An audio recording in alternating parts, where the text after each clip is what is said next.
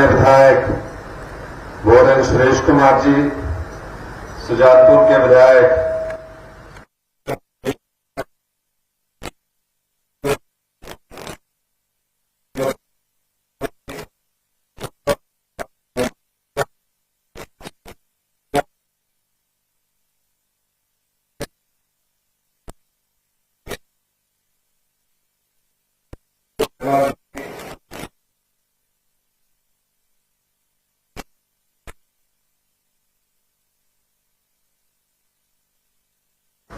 श्री अतुल कड़ोता जी, श्री नरेश ठाकुर पूर्व जिलाध्यक्ष,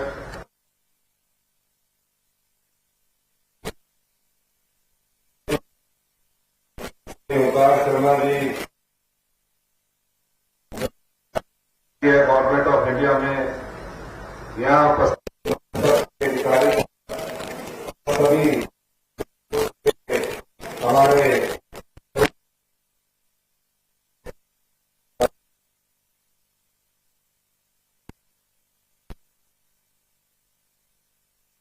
ऐसा राज्य बना जहां लाल लकीर और लाल डोरा के नाम से और आबादी देह के नाम से जो संपत्ति थी, जो किसी के नाम पर नहीं हुआ करती थी, उसका सर्वे करवाकर आज हम स्वामित्व कार्ड के द्वारा आपको एक अधिकार दे रहे हैं। 20 महीने पहले जब हमारी सरकार बनी, उस समय जब हमने राजस्व विभाग की बैठक ली तो कई त्रुटियां हमारे सामने आई।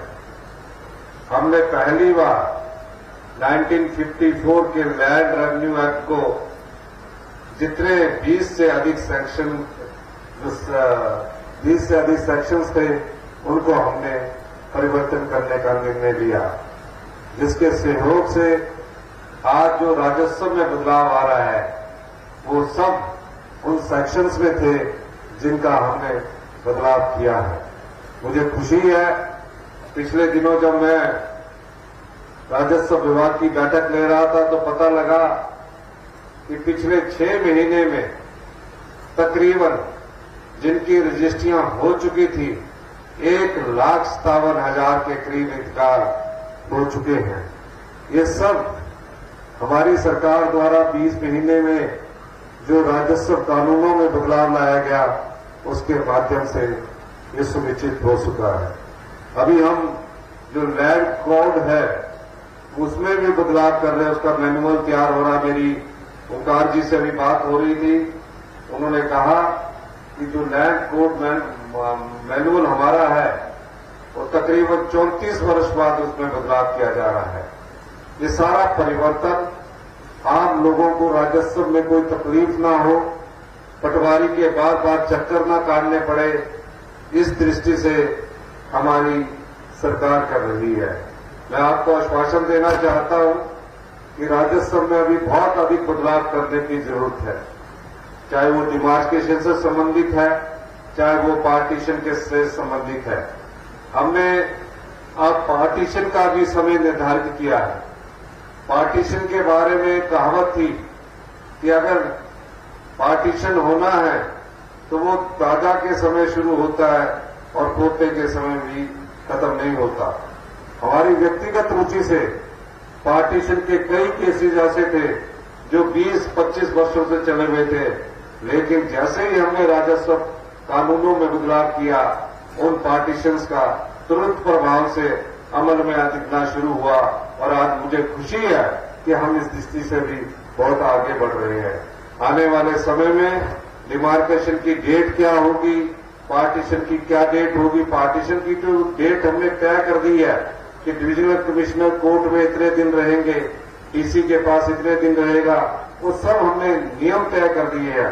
पहले उसमें कोई नियम नहीं होते थे, फैसला सदियों लग जाती थी, लेकिन अब निर्धारित कर दिया है कि इतने समय के अंदर आपको फैसला करना होगा।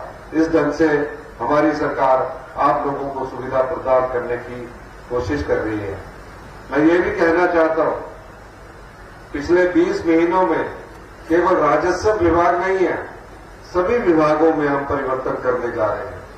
और किस प्रकार हिमाचल आत्मनिर्भर बने, हमारे परिवर्तन इस दिशा से को इंगित करते हैं कि अगर हमें अपने पांव पर खड़ा होना है तो हमें कुछ परिवर्तन और कुछ कड़े फैसले लेने पड़ेंगे। इस दृष्टि से पिछले दिनों आपने देखा जो साधन संपन्न लोग हैं, जो 5-5 लाख रुपया इनकम टैक्स देते हैं, जो 2-2 लाख रुपया इनकम टैक्स देते हैं, उनका बिजली का बिल भी 0 कर दिया गया। यानी कि जो इनकम टैक्स देने वाले लोग हैं, साधन संपन्न लोगों को भी बिजली का बिल जो है वो 0 आता है। हमने कहा कि साधन संपन्न लोग जो इनकम टैक्स पेई है, चाहे उसमें नेता है, चाहे उसमें अधिकारी है, और जो भी इनकम टैक्स पे करता है, उसको बिजली का बिल प्रति यूनिट के हिसाब से लगना चाहिए, क्योंकि वो देने की क्षमता रखता है। जो गरीब है, जिसके पास साधन बहुत कम है, जो गांव में रहने वाला आम आदमी है, उसके लिए हमने कहा कि इस योजना के अंतर्गत उसे भी हम लाने की कोशिश कर रहे हैं। लेकिन कितना बिजली का बिल वो देना चाहता है, उस संदर्भ में हमारी आने वाले समय में नीति बनाने की कोशिश हमारी इस ओर आगे है। लेकिन जो जिसकी इनकम 50,000 रुपये से कम है, उसको हम 0 बिजली के बिल के दायरे में लाने के बारे में हमारी सरकार कटिबद्ध है। और मैं ये चाहूंगा कि जो साधन संपन्न लोग हैं, जो बिजली का बिल देना चाहते हैं, वो स्वयं भी आगे आए, ताकि प्रदेश आत्मनिर्भरता की ओर आगे बढ़े। ऐसे ऐसे उदाहरण मिलते हैं कि बड़े बड़े होटल हैं जिनका टर्नओवर 40 करोड़ 50 करोड़ है, 100 कमरे हैं, उनको भी हम बिजली में 1 रुपए की सब्सिडी देते हैं। जब वो फायदा कमा रहे हैं, चाहे वो बड़े होटल कोई भी हो पूरे प्रदेश में हो, क्योंकि 60% जो बड़े होटल है वो हमारे ग्रामीण क्षेत्रों में बनते जा रहे हैं, उनको जो सब्सिडी दी जा रही है, हम अपना गला काटकर बड़े बड़े होटलों को अगर हम आगे बढ़ाने की कोशिश करते हैं, वो हमारा प्रयास था। लेकिन जब वो खुद सामर्थ हो चुके हैं, लाभ कमा रहे हैं, तो उन्हें भी सरकार की जो बिजली की सब्सिडी है, उन्हें खुद ही स्वयं से त्याग कर देना चाहिए, ताकि जो बिजली हम आपको दे रहे हैं वो 24 घंटे रहे और उसकी क्वालिटी में अच्छा, और उसकी क्वालिटी अच्छी रहे। ये प्रयास हमारा सरकार का आगे है, क्योंकि जब क्वालिटी अच्छी होगी तो लाइट बंद नहीं होगी, आपकी क्वालिटी में फुल लाइट आएगी और आप अच्छी तरह से अपने व्यापार को चला सकते हैं। लेकिन मेरे ध्यान में कई ऐसी चीजें आई है जहां हम सब्सिडी की जरूरत नहीं है, लेकिन पिछले 40 साल से वो सब्सिडी ले रहे हैं। अब उनका व्यापार काफी फल फूल गया है।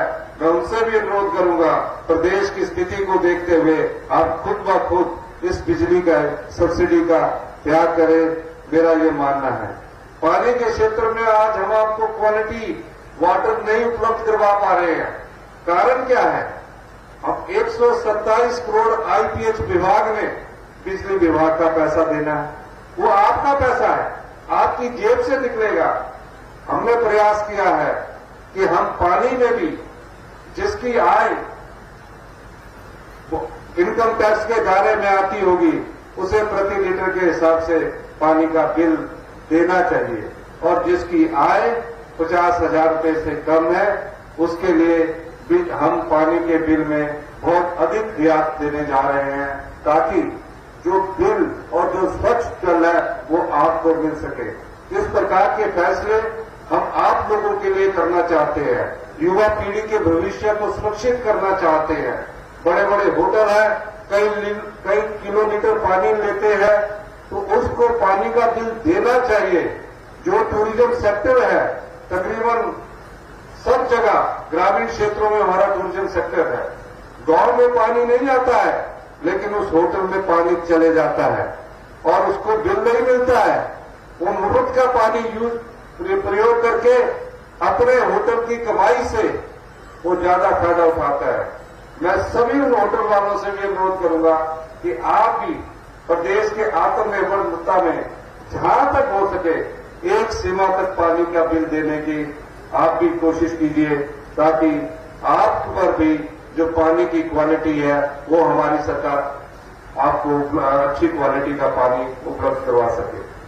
हम लोग राजनीतिक जीवन में हैं, लेकिन हमारी कुछ जिम्मेवारियां भी हैं, कोई दायित्व भी है।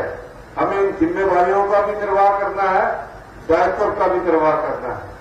हम चाहते हैं कि प्रदेश की ग्रामीण अर्थव्यवस्था मजबूत की जाए। 70% हमारे जो परिवार के लोग हैं, आप लोग हैं, वो गांव में निवास करते हैं।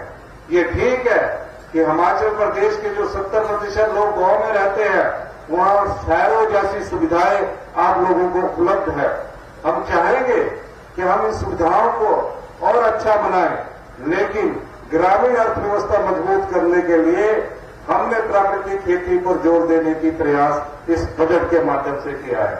हमने कहा है जो भी किसान है, अगर वो यूरिया का प्रयोग नहीं करेगा, गोबर आधारित खेती करेगा, उससे हम 40 रुपए किलो गेहूं और 30 रुपए किलो मक्की खरीदेंगे।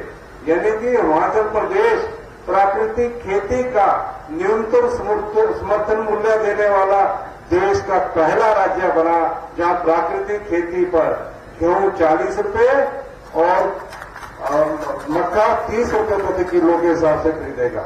यही नहीं, हिमाचल प्रदेश देश का पहला राज्य बना जहां गाय के दूध पर न्यूनतम समर्थन मूल्य 45 रुपए प्रति लीटर के हिसाब से तय किया गया। 13 रुपए की इस बजट में वृद्धि की गई। 32 रुपए से बढ़ाकर मिल्क फेडरेशन 45 रुपए किलो के हिसाब से गाय का दूध प्रति लीटर के हिसाब से गाय का दूध खरीद रही है, और भैंस के दूध का मूल्य 47 रुपए से बढ़ाकर 55 रुपए किया गया, ताकि गांव का किसान जो पशु आधारित जीवन यापन करता है, उसके हाथ में भी पैसा जाए। इस दृष्टि से भी हमारी सरकार कार्य कर रही है। और इस दूध की जो प्रोसेसिंग होनी है, उसके लिए हमने धर्मशाला के ढगवार में 250 करोड़ रुपए की जो दुग्ध परियोजना का शिलान्यास अभी जल्दी हम करने जा रहे हैं, ताकि जितना जो दूध होगा उसकी प्रोसेसिंग की जाए, उस दूध का पाउडर बने, मक्खन बने। इस दृष्टि से ग्रामीण अर्थव्यवस्था में और डेयरी उद्योग को मजबूत करने के लिए हमारी सरकार कार्य कर रही है। ये सब चीजें आपके लिए की जा रही है। आम आदमी तक हमारी सरकार की विकास की रोशनी पहुंचे, इस दृष्टि से हम दिन प्रतिदिन प्रयास कर रहे हैं।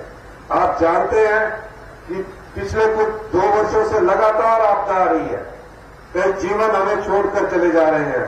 पिछले दिनों सुमेज में घटना घटी, एक पूरा गांव, जिसे ये मालूम भी नहीं था कि कैसे एकदम क्लाउड बस्ट होगा और इतना अधिक पानी होगा, हम सबको छोड़कर चले गए। 55 के करीब लोग मिसिंग है, जिसमें से कुछ का देहांत हो चुका, 30-33 के करीब हमें शव बरामद हो चुके हैं। इन सब आपदाओं का हमें चुनौतीपूर्वक सामना करना है, लेकिन ये क्लाउड बस्ट की घटनाएं पिछले कुछ दिनों से ज्यादा बढ़ी है। हमने केंद्र सरकार से अनुरोध किया है कि प्रदेश में जो अधिकतम क्लाउड बस्ट जो हो रहे हैं, उसमें केंद्र सरकार और मिलकर राज्य सरकार अध्ययन करे, ताकि आने वाले समय में ये जो क्लाउड बस्ट होने शुरू हुए हैं, इससे हमारे को बचा जा सके और इस चुनौती का सामना साइंटिफिक ढंग से हम कर सके। इस दृष्टि से भी हमारी सरकार कार्य कर रही है। आपने देखा ग्रामीण अर्थव्यवस्था में जहां मनरेगा की दिहाड़ी 240 रुपए थी, हमने अपने बजट से उसको 60 रुपए बढ़ाकर 300 रुपया प्रति व्यक्ति जो दिहाड़ी पर मनरेगा का लगा है, उसको हमने बढ़ाने की नोटिफिकेशन की है। इसमें कई ऐसी योजनाएं हैं जो आपसे संबंधित है, उसको आप बजट के माध्यम से देखिए और उसका आप अधिक से अधिक लाभ उठाइए, ये मैं कहना चाहता हूं। राजस्व कानून में हमने महत्वपूर्ण बदलाव किए हैं। आने वाले समय में हम डिमार्केशन का समय भी तय करने जा रहे हैं, और जो पार्टीशन के केसेस है उसको भी जल्दी से जल्दी हम सॉल्व करने की प्रयास कर रहे हैं। इसका परिणाम आने में थोड़ा समय लगता है, लेकिन जब परिणाम आए तो वो बहुत मीठा होता है। आज कई सालों के बाद जो लाल लकीर में रहने वाले लोग हैं, जो लाल डोरा में रहने वाले लोग हैं, हमने तीव्र गति से कार्य करते हुए आज उन लाल लकीर में रहने वाले परिवारों के लिए एक संपत्ति अधिकार सर्टिफिकेट देने का कार्ड जो हमने बनाया, वो आज वितरित किए जा रहे हैं। ये सब उन समस्याओं का समाधान है, क्योंकि लाल लकीर में कोई भी परिवार का आदमी आकर अधिकार जमा ले लेता था, उसके पास ये कहने को होता था ये तो लाल लकीर है, इसमें मेरा भी शेयर है, पर कौन सा भाग उसका शेयर है, वो अधिकार आज हमारी सरकार आपको उपलब्ध करवाने जा रही है। इन्हीं शब्दों के साथ मैं आप सभी लोगों का बहुत बहुत धन्यवाद करता हूं। जय हिंद, जय भारत।